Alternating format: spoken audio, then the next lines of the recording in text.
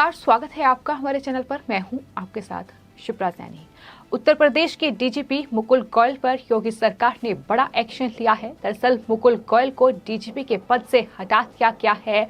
शासकीय कार्यों की अवहेलना करने और विभागीय कार्यों में रुचि नहीं लेने का आरोप दरअसल मुकुल गोयल पर लगा, जिसके बाद योगी सरकार ने उन्हें डीजीपी पद से हटा दिया है। लेकिन इसके बाद अब उत्तर प्रदेश में सुगबुगाहट तेज हो गई है और लगातार सवाल उठने लगे हैं कि आखिर अब उत्तर प्रदेश का नया डीजीपी कौन होगा। और इस रेस में जो सबसे बड़ा नाम निकलकर सामने आ रहा है वो नाम है डॉक्टर DS चौहान का, जो इस डीजीपी की रेस में सबसे आगे माने जा रहे हैं। आपको बता दें, अब मुकुल गोयल के स्थान पर नए डीजीपी की तलाश भी शुरू कर दी गई है और डीजीपी मुकुल गोयल को हटाए जाने के बाद अब नई तैनाती को लेकर अलग अलग नाम सामने आ रहे हैं। लेकिन वरिष्ठता में 4 IPS अधिकारियों से नीचे होने के बावजूद DG intelligence doctor DS Chauhan को डीजीपी पद की रेस में सबसे आगे माना जा रहा है। आपको ये बता दें कि DS चौहान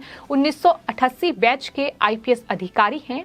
सीनियरिटी की लिस्ट में वो 5वें नंबर पर भले ही आते हों, लेकिन उनका नाम डीजीपी की रेस में सबसे आगे चल रहा है। लेकिन डीजीपी के मापदंडों की बात करें तो उसमें DS चौहान सबसे मुफीद और सबसे प्रबल दावेदार फिलहाल डीजीपी के लिए माने जा रहे हैं कि उत्तर प्रदेश का डीजीपी उन्हें नियुक्त किया जाएगा। हालांकि इसको लेकर अभी तक कोई फैसला नहीं हो पाया है, लेकिन लगातार नामों को लेकर अटकलें जारी हैं और नए डीजीपी को लेकर भी तमाम नाम सामने आ रहे हैं। उसमें सबसे आगे जो नाम है वो है डॉक्टर DS चौहान का, जो कि 1988 बैच के IPS अधिकारी हैं। आपको ये बता दें कि नए डीजीपी के चयन के लिए डीजी रैंक के 8 IPS अधिकारियों के नाम केंद्र सरकार को भेजे गए हैं।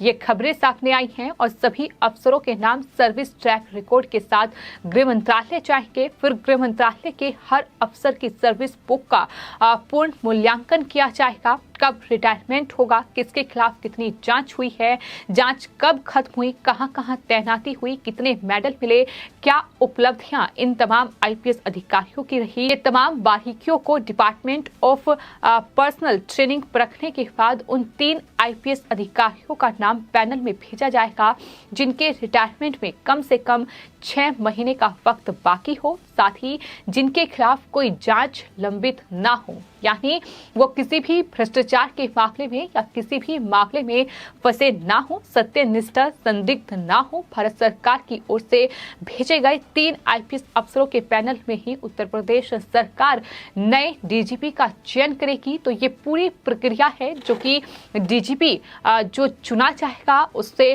कहीं ना कहीं ये 8 IPS अधिकारियों के नाम हैं जो केंद्र सरकार को भेजे गए हैं और इनमें से ही गृह मंत्रालय जो है जांच परखने के बाद इस पूरे नामों पर चर्चा होगी और 3 नाम सामने आएंगे, जिनमें से एक नाम डॉक्टर DS चौहान, जो कि IPS अधिकारी हैं 1988 बैच के, उनका माना जा रहा है, क्योंकि ये कहा जा रहा है कि जो भी तमाम मापदंड हैं उसमें सबसे सही और सबसे सटीक जो दावेदार माने जा रहे हैं वो DS चौहान ही है। लेकिन ये आने वाले वक्त में ही तय हो पाएगा। आपको ये बता दें कि जो योगी सरकार ने मुकुल गोयल पर एक्शन लिया है, उन पर ये आरोप है कि शासकीय कार्यों की अवहेलना उनके द्वारा की गई है, विभागीय कार्यों में रुचि नहीं ली गई है और इसलिए वो डीजीपी पद से हटाए गए हैं। डीजी नागरिक सुरक्षा पद पर उन्हें भेजा गया है। आपको बता दें, मुकुल गोयल पहले भी कई बार सुर्खियों में रहे हैं, कई बार विवादों में उनका नाम सामने आया है और कुछ ऐसी घटनाएं हैं जब उनकी कार्यशैली पर भी सवाल उठे हैं।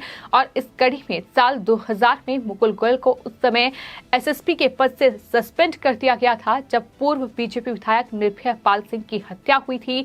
मीडिया रिपोर्ट की माने तो साल 2006 के कथित पुलिस भर्ती घोटाले में कुल 25 IPS अधिकारियों का नाम सामने आया था, जिसमें मुकुल गोयल का नाम भी शामिल था।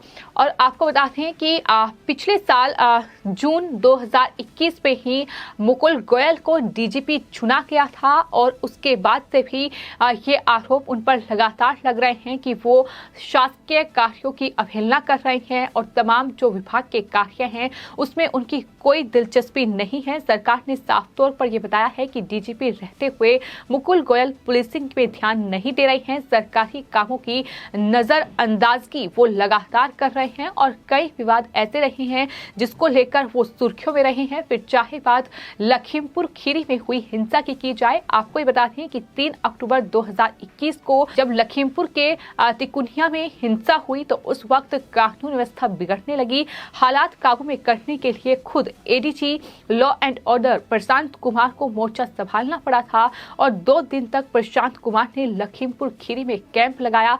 प्रदेश के तमाम जिले में प्रदर्शन शुरू हुए, लेकिन मुकुल गोयल ना तो लखीमपुर खीरी गए और ना ही किसी दूसरे जिले में पुलिसिंग करते नजर आए, जिसको लेकर मुकुल गोयल पर कहीं न कहीं ये एक्शन लिया गया है, ये माना जा रहा है। और इसके अलावा उत्तर प्रदेश में जो योगी सरकार का नेतृत्व है, जिस तरीके से मुख्यमंत्री योगी आदित्यनाथ कार्य कर रहे हैं, तमाम माफियाओं और अपराधियों पर बुलडोजर एक्शन हम लगातार देख रहे हैं। और खबर ये भी है कि उत्तर प्रदेश विधानसभा चुनावों के दौरान मुकुल गोयल का रुख सही नहीं था।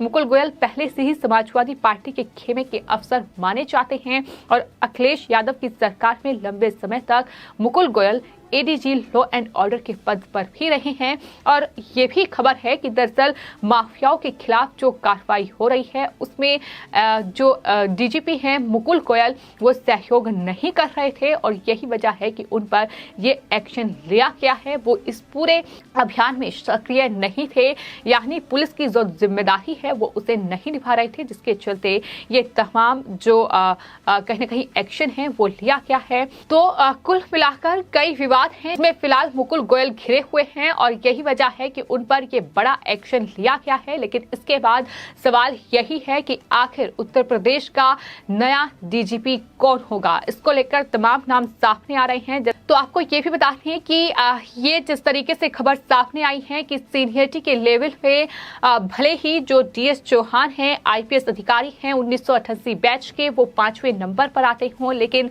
इसके अलावा भी इसी बैच के जो आईपीएस अधिकारी हैं, फिर चाहे बात डीजी प्रशिक्षण डॉक्टर आरपी सिंह की जाए या फिर डीजी नागरिक सुरक्षा विश्वजीत महापात्रा की जाए या फिर डीजी सीबीसीआईटी गोपाल लाल मीणा का नाम भी इस लिस्ट में आगे चल रहा है। इसके अलावा आनंद कुमार जो कि डीजी जेल हैं, उनका नाम भी इस लिस्ट में आगे है। यानी ये 5 नाम हैं जो आगे चल रहे हैं। इनमें से ही किसी एक को उत्तर प्रदेश का नया डीजीपी नियुक्त किया जाएगा।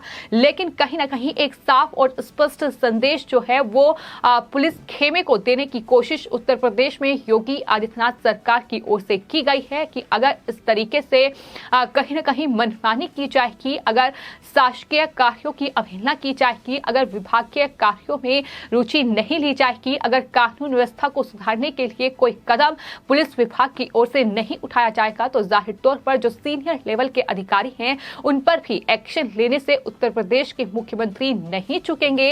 ये साफ और स्पष्ट संदेश अधिकारियों को दिया गया है। हालांकि इससे पहले भी जो उत्तर प्रदेश के मुख्यमंत्री योगी आदित्यनाथ की तमाम मीटिंग्स सीनियर लेवल के अधिकारियों के साथ हुई है, इसमें साफ तौर पर अधिकारियों को स्पष्ट निर्देश दिया गया है कि जो भी गाइडलाइंस उत्तर प्रदेश सरकार की ओर से तय हो रही है, जो भी तमाम कदम उत्तर प्रदेश के विकास और तमाम कानून व्यवस्था को सुधारने के लिए उठाए जा रहे हैं, उसमें यह जरूरी है कि जो पुलिस प्रशासन है वो मुस्तैद रहे और इसमें कहीं ना कहीं एक्शन मोड में नजर आए, क्योंकि ये हमने लगातार देखा है कि कहीं ना कहीं पुलिस विभाग की ही लापरवाही और उसकी ही लाचारता के चलते कहीं ना कहीं कानून व्यवस्था किसी भी राज्य की चरमराती है। लेकिन उत्तर प्रदेश में जिस तरीके से मुख्यमंत्री योगी आदित्यनाथ एक्शन में हैं, साफ तौर पर वो चाहते हैं कि अधिकारी भी एक्शन मोड पे नजर आए। इस तरीके से मुकुल गोयल जो लगातार ये आरोप उन पर लगते रहे हैं कि कई विवाद ऐसे रहे हैं जिनमें न सिर्फ उनका नाम सामने आया है, बल्कि जब से यानी जून 2021 से वो उत्तर प्रदेश के डीजीपी नियुक्त किए गए तो उसके बाद उत्तर प्रदेश में कई ऐसी घटनाएं हुई हैं जिसमें उनका कोई एक्शन नजर नहीं आया। चाहे सबसे बड़ा उदाहरण लखीमपुर खीरी हिंसा का ही लिया जाए, जहां ADG law and order Prashant Kumar खुद लखीमपुर खीरी पहुंचे। 2 दिन तक बाकायदा लखीमपुर खीरी में ही उन्होंने डेरा डाले रखा, लेकिन वहां पहुंचने की हिम्मत मुकुल गोयल की नहीं हुई। तो यही वजह है कि ये तमाम लापरवाही एक तरीके से जिस तरीके से बढ़ती गई है, उसी के चलते मुकुल गोयल पर यह बड़ा एक्शन लिया गया है, जिसके बाद अब डीजीपी को लेकर लगातार अटकलें चल रही हैं, तमाम नाम सामने हैं। लेकिन देखना यही होगा कि क्या डॉक्टर डीएस चौहान को ही उत्तर प्रदेश का नया डीजीपी नियुक्त किया जाता है या फिर कोई और नाम पर मोहर लगती है। फिलहाल आपकी इस पूरे मामले पर क्या राय है, हमें कमेंट बॉक्स में जरूर लिखें और चैनल को सब्सक्राइब करें। धन्यवाद।